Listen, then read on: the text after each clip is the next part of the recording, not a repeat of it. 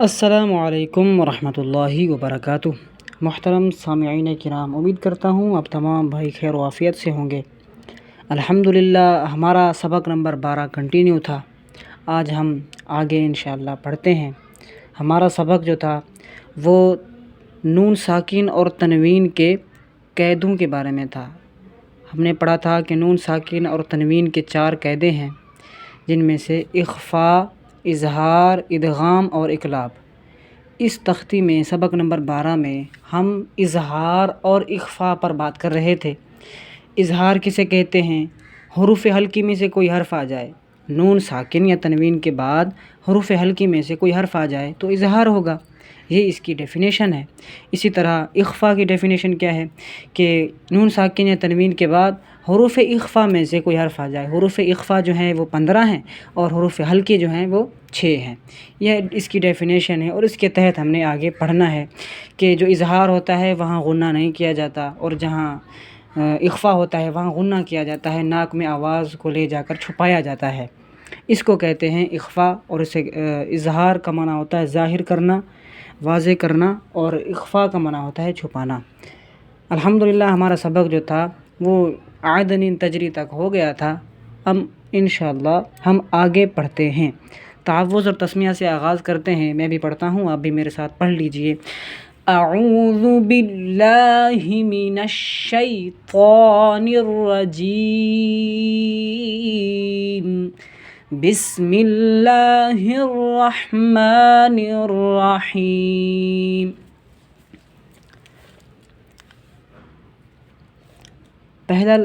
پہلا حرف ہے با۔ با کے اوپر زبر ہے، اسی طرح لام کے اوپر زبر ہے۔ یہ انہیں کہا جاتا ہے حرکت۔ زبر زیر پیش کو حرکات کہا جاتا ہے۔ ایک زبر ہو تو اسے حرکت کہتے ہیں، ایک زیر ہو تو اسے بھی حرکت کہتے ہیں، پیش ہو تو اسے بھی حرکت کہا جاتا ہے، لیکن ان تمام کو حرکات کہا جاتا ہے۔ یہ حرکات میں سے ہے۔ اسی طرح یہاں پر تنوین ہے۔ تنوین 2 زبر کی تنوین کے ساتھ جب الف آ جاتا ہے تو اسے الف کو نہیں پڑھا جاتا، صرف 2 زبر کو پڑھا جاتا ہے۔ اسی طرح آگے کھڑا زبر، اسے ہم کھینچ کر پڑھیں گے، لمبا کر کے پڑھیں گے، 1 الف کی مقدار جتنا۔ اس کے بعد یہاں بھی وہی تنوین ہے، 2 زبر کی تنوین کے ساتھ الف جو ہوتا ہے اسے نہیں پڑھا جاتا۔ اب ہمارا جو ٹاپک ہے وہ ہے اظہار اور اخفاء۔ یہاں پر اظہار ہو رہا ہے، وہ کیسے ہو رہا ہے؟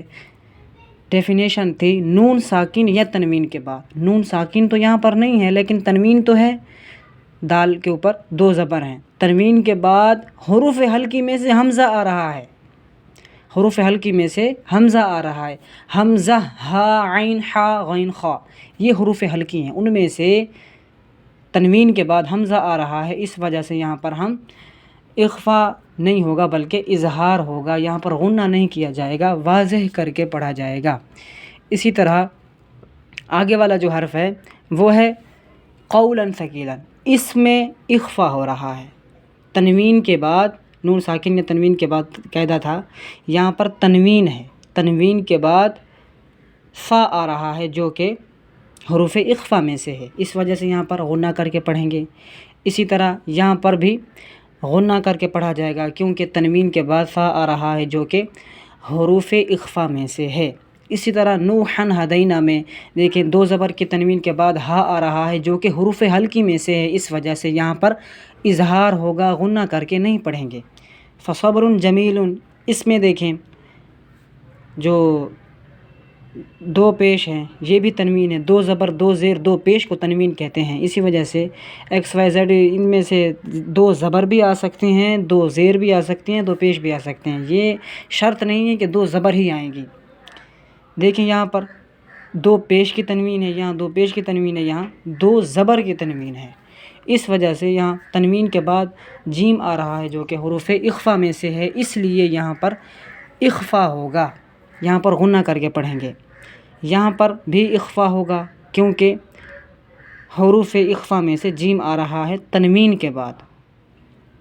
یہاں حروف اخفاء نہیں آ رہا بلکہ تنوین کے بعد حروف ہلکی میں سے ہا آ رہا ہے، ہم نے آگے والے حرف کو دیکھنا ہے، تنوین کے بعد آگے والے حرف جو ہے وہ حروف اخفا میں سے ہے یا اظہار میں سے ہے۔ اگر اظہار میں سے ہوگا تو وہاں غنہ نہیں کریں گے، اگر حروف اخفا میں سے ہوگا تو وہاں غنہ کر کے پڑھیں گے۔ اسی طرح یہاں بھی اخفا کا قاعدہ لگے گا، اسی طرح یہاں اظہار کا قاعدہ لگے گا کیونکہ عین حروف ہلکی میں سے ہے۔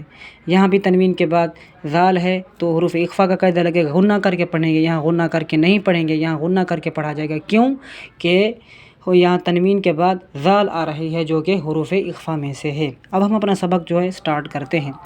با زبر با، لام زبر لا، بالا، دال دو زبر دن، بلدن، حمزہ کھڑا زبر آ، میم زیر می، آمی، نون دو زبر نن، آمینن، بلدن آمینن۔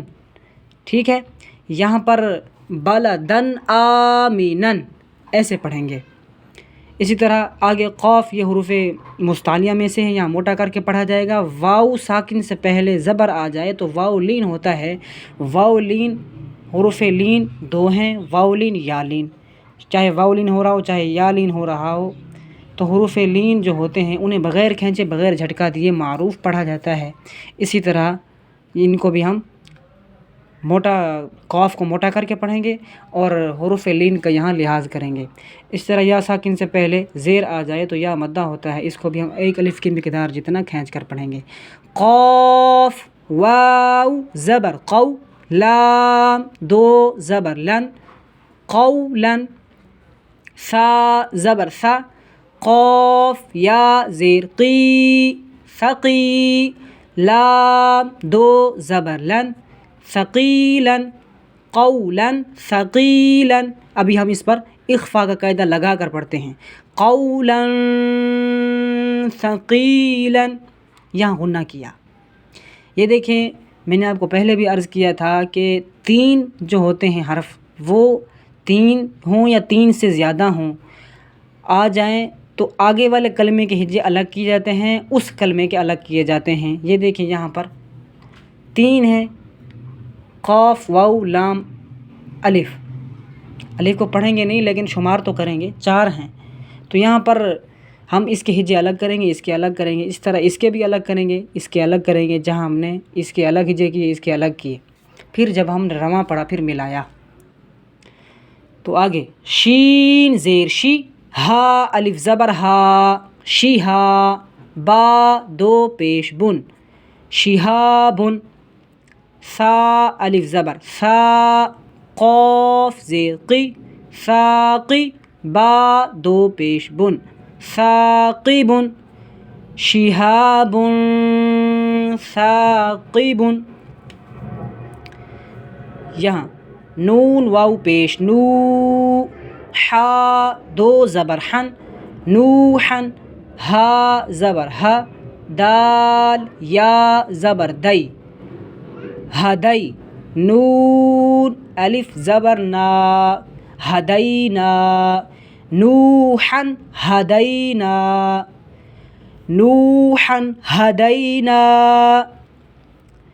فا زبر فا، صاد، با زبر صب، فصب، را دو پیش رن، فصبرن۔ یاد رکھیے صاد حروف مستعلیہ میں سے موٹا کر کے پڑھا جائے گا، اور با جو ہے یہ حروف قلقلہ میں سے ہے، اس وجہ سے یہاں قلقلہ کیا جائے گا، آواز کو پھسلا کر پڑھا جائے گا۔ اور حروف قلقلہ جب ساکن ہوتے ہیں تو انہیں خوب واضح اور ظاہر کرنا ہوتا ہے۔ اسی طرح را پر دو پیش ہیں تو را پر جب ایک پیش ہو دو پیش ہوں تو وہ را کو پر یعنی موٹا کر کے پڑھا جاتا ہے، اس چیز کا بھی ہم لحاظ کریں گے۔ فصبر، جیم زبر جا، میم یا زیر می، جمی، لام دو پیش لن، جمیل، فصبر جمیل۔ اخفا کا قاعدہ ہوا، خا لام زبر خل، قاف دو زیر قن، خلقن موٹا کر کے پڑھا جائے گا، خا اور قاف کو حروف مستعلیہ میں سے ہیں اس لیے۔ اسی طرح یہاں بھی اخفا کا قاعدہ لگے گا، جیم زبر جا، دال یا زیر دی، جدی، دال دو زیر دن، جدیدن، خلق جدید۔ آگے ہم ایک لائن جو ہے یہ ہم رواں سے پڑھ لیتے ہیں، جوروف ہارن کأسن دہاقا بخس دراہم۔ یہاں پر اور یہاں پر اخفا کا قاعدہ لگایا اس لیے غنہ کیا، یہاں پر اظہار کا قاعدہ لگ رہا ہے اس وجہ سے یہاں پر ہم نے غنہ نہیں کیا۔